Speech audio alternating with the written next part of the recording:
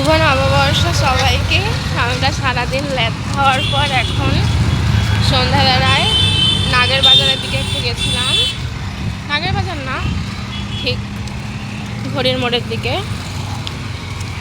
তো ফুচকা খেয়ে এখন যাচ্ছি রুমে। নববর্ষ উপলক্ষে বিরিয়ানি কিনবো, তাই বিরিয়ানি আনবো এখন। যদিও সারাদিন ল্যাদ খেয়েছি। তুই কী করেছিস বল? আমি কিছু বলবো না, আমাদের নববর্ষ এভাবেই কাটবো। বছরের শুরুটাই ল্যাদ দিয়ে শুরু করেছি। না, আমি কাজ করেছি, আমি জামা কাপড় কেচেছি। আমি ল্যাদ কি করেছি শুধু? আমার ল্যাদ খেয়েছে, আর কিছু করেনি। তো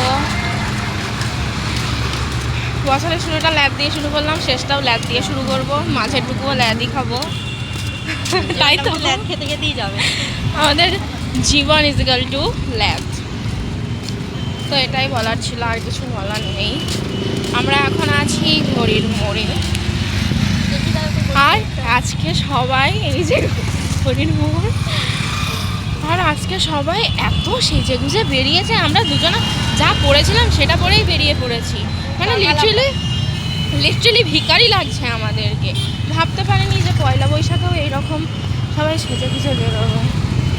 যাই হোক, অর্ডার লাগছে, তাই বিরিয়ানি কিনে সোজা রুমে যাবো এবার। চল দাঁড়াবা।